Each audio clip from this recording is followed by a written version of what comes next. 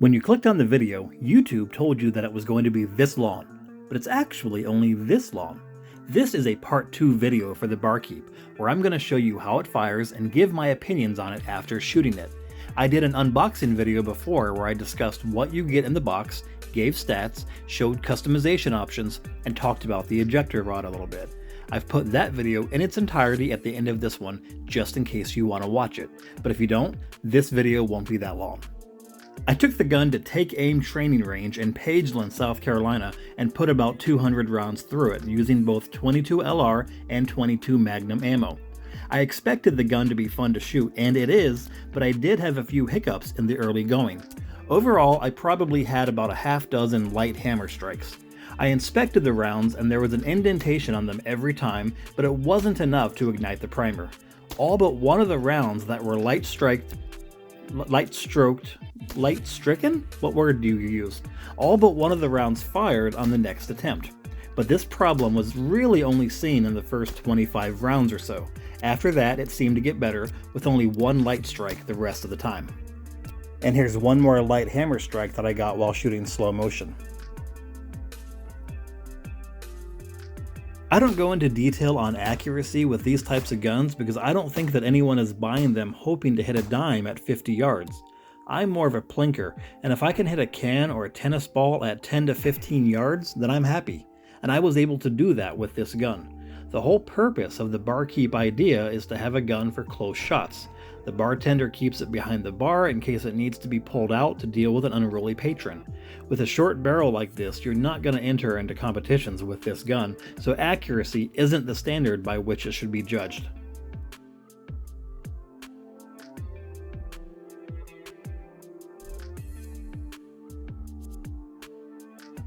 And just to go into the ejector rod briefly, here's a quick example of how to get the cases out after you've shot them.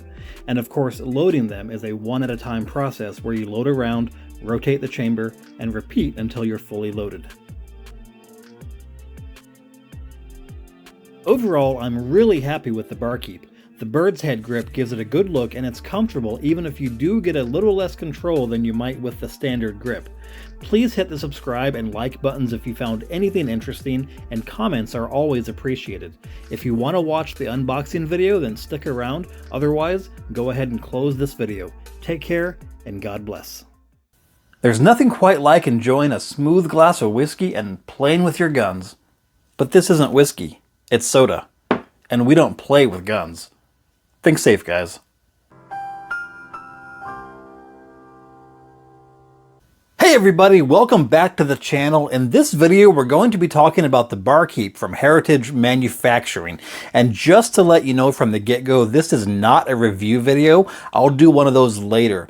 This is just an unboxing and a general overview of the gun. I'm going to discuss the gun, the customization options, and I'll show you the gun up close so that you can see the fit and finish. Just to get the unboxing part out of the way, here is the firearm, here is the box. You get the instruction manual, some NRA paperwork, and a safety lock, and that's about it. But this also comes with it, and I'll go over this later. The Barkeep is a new for 2021 offering from Heritage Manufacturing. Heritage has been in business since the early 90s, and just to clarify, that's the 1990s, not the 1890s. And in 2012, they were bought and continued to be owned by Brazilian gunmaker Taurus, who's been making guns since the 1940s. Heritage focuses on affordable wheel guns like this Barkeep here, and while they do make guns for larger calibers like the .357 Magnum and the .45 Colt, they've really found their market in small bore guns which accept 22 LR and 22 Magnum ammo. Along with the Barkeep, I bought a Rough Rider with a 4 3/4 inch barrel, and I've done videos in the past of my Rough Rider with a 16-inch barrel that you see here. Like the other Rough Rider guns, the Barkeep is a single action only revolver that accepts cylinders for both 22 LR and 22 Magnum, also called 22 WMR. It's a 6-shot gun that has a barrel length of a little over 2.5 inches. It's commonly referred to as having a 2-inch barrel, and that is the amount that the barrel extends from the grip or from the frame itself, but it goes all the way back to over here, and it's about 2.6 inches or so in total. It weighs around 26 ounces unloaded, and you can buy it in a couple different versions right now, and the one I bought came with these custom scroll grips on it. There are three main areas of customization with these guns. First, you can swap out the cylinder. As I mentioned earlier, I have a 22 Magnum cylinder, and I also have this stainless steel 22 LR cylinder that I got directly from Heritage Manufacturing's website. They have a bunch of different cylinders on their website if you want to give some custom flair to your gun, including engraved options such as this cowboy boot option, their buffalo nickel homage, or this snake design. You can even get cylinders in different color configurations like the ones I have shown here. The second and third areas for customization both relate to the grips, and they are the grip frame and the grips themselves. Heritage sells a bird head grip frame like this one here, which will allow you to change the style of grip altogether, and then you can get the bird head grips to throw on your gun. But whether you change to a bird head grip or keep the standard grip, there are a whole bunch of different grips out there. There's way too many for me to show, but you can buy them directly from Heritage Manufacturing's website, or you can look for a third-party seller like Premium Gun Grips, which is where I bought these ones. Premium Gun Grip sells on their own website and elsewhere, like on Amazon and eBay. This video is not sponsored by them in any way, but I am a customer myself, and they've given me a special code for you guys watching for 20% off when you buy directly from their website. You can use the code GUNGUY20 to get 20% off your purchase, and this deal extends to all of their grips, not just the ones for the Heritage guns. Shipping is extremely reasonable. I recently made a purchase and shipping was about $3 for me. Of course, I live in North Carolina, which is where they're located, so your cost may be a little bit higher, but the 20% off is likely going to cover your shipping costs for orders in the US and still give you a discount from the MSRP value. If you want to change out the grips, that's a really easy process. There's one screw located right here, and you just remove that screw, take off the old grips, put on the new ones, and put the screw back in. It doesn't get much easier than that. Now, if you want to remove and change the grip frame, it's a little more work, but not much. There's 5 screws that you have to take out. There's 2 here.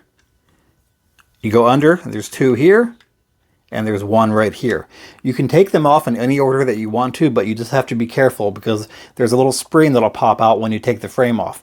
Let me unscrew these off camera, and then I'll come back and show you. I have it all unscrewed, and I'm applying a little bit of pressure to keep the grip frame on right now, and that's because there's the one little spring that when you take it off, you see it right there, it kind of tends to want to pop out. So you just want to make sure that you don't lose that spring, and when you go to put the new frame on, all you got to do is line it up, squish it down, and then screw everything back in.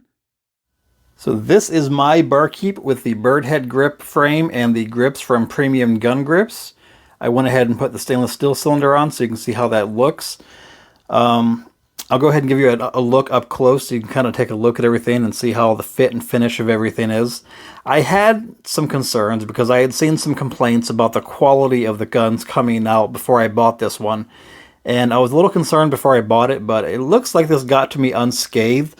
I don't see any major finish issues or Swedish issues or Danish issues. Sorry, little dad joke there.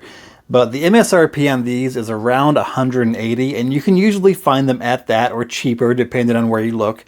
I bought this one from Kentucky Gun Company because it was the cheapest option for me when I bundled it with the 4 3/4 inch Rough Rider that I bought in the same transaction.